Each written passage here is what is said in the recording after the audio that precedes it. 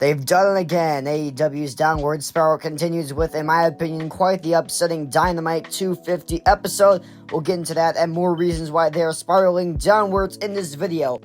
So the show kicked off with MJF versus Will Ospreay for the International Championship, and in my opinion, this went way too long. And it was a shame because the crowd was red hot. There was a good mix of MJF's character and Will's in-ring ability.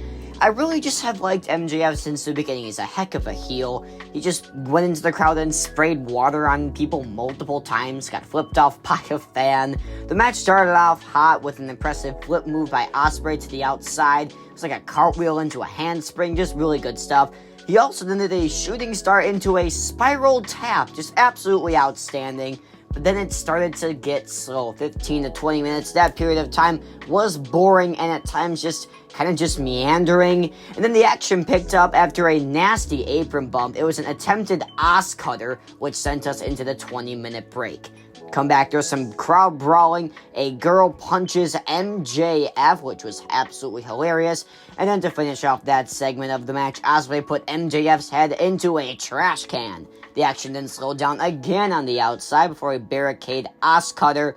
And then we went back into the ring for a crossroads by Will Ospreay for a near fall. The crowd really bit on this one. It could have been the end to the match. And then an apron Styles clash sends us to break. What a move that was.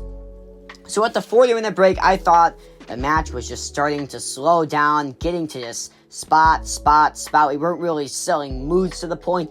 There was a hidden blade and a jumping tombstone out of the break. After a 40-minute match, there's no reason you should be kicking out of those moves. The legitimacy drops tons. Then there was a hidden blade through the ropes, absolutely nasty. Will should do that move a lot more. A top rope Styles clash into a rope break is a disgrace to AJ Styles. This guy uses it as a finisher. Will's out here using it as a transitional move, which I don't like.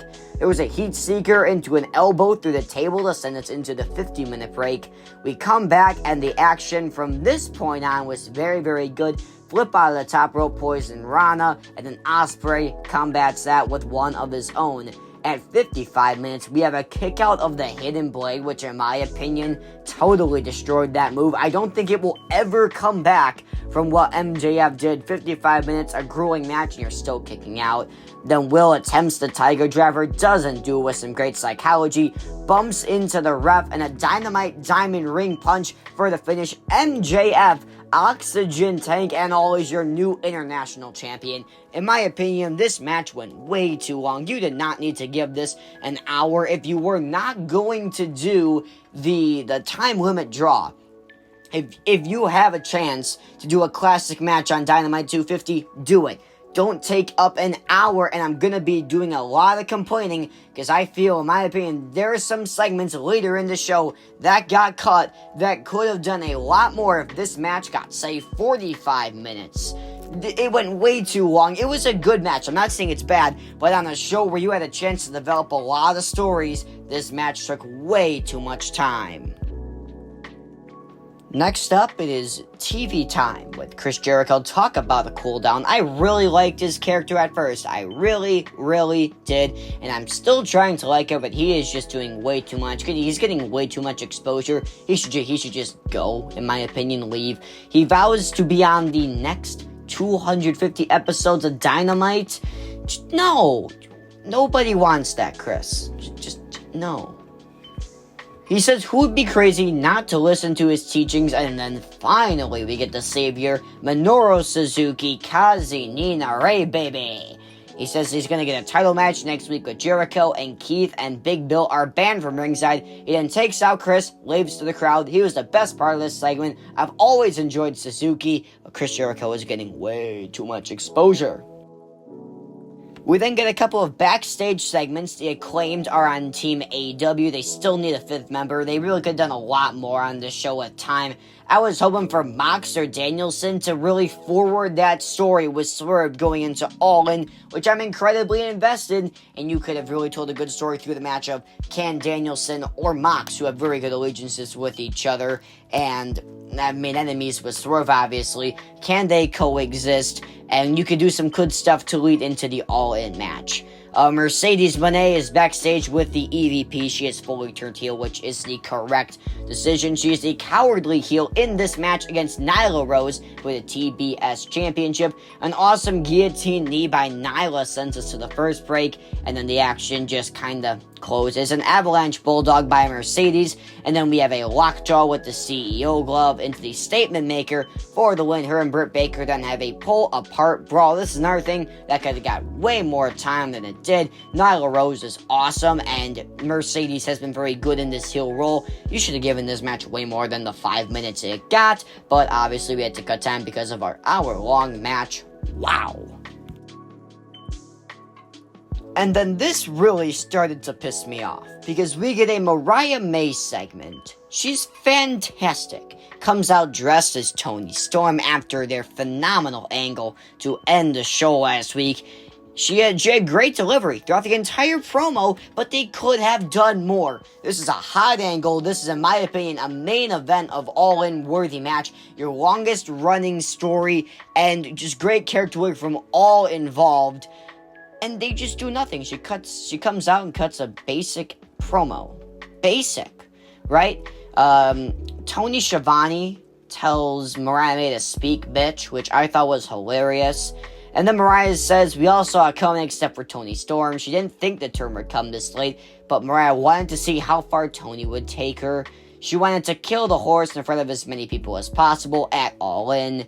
And then, the best part of the promo, which they could have gone way farther with, she says Toni's greatest performance was on her knees bleeding, shouting Mariah's will be at All In when she defeats Toni Storm, and pretty much confirming what we've thought the whole time. AEW is all about Mariah. Confirming the story is all about Eve. And that's what we've said from the beginning, and it is confirmed once again.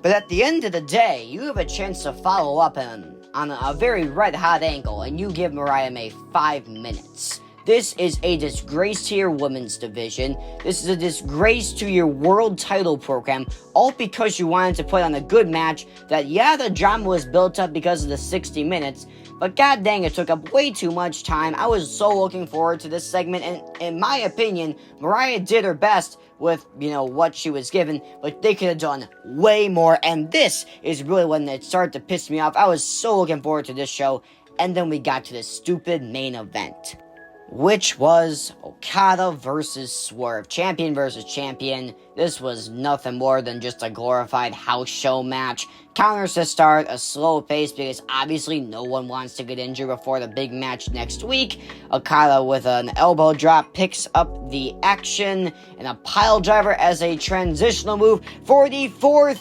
time tonight. This is awful. Talk about a pile driver. One of the most protected moves in wrestling as a transition. This just pissed me off even more. Rainmaker into a Swerve stop before we get interference by the Young Bucks. The two teams brawl. We get a Briscoe Tope into a Perry DDT and a Swerve House call. Then we get Hangman, baby. This was a huge pop from the crowd to see Hangman and Swerve face off. It didn't last for long. And then we see Darby Allin, the final member of Team AEW.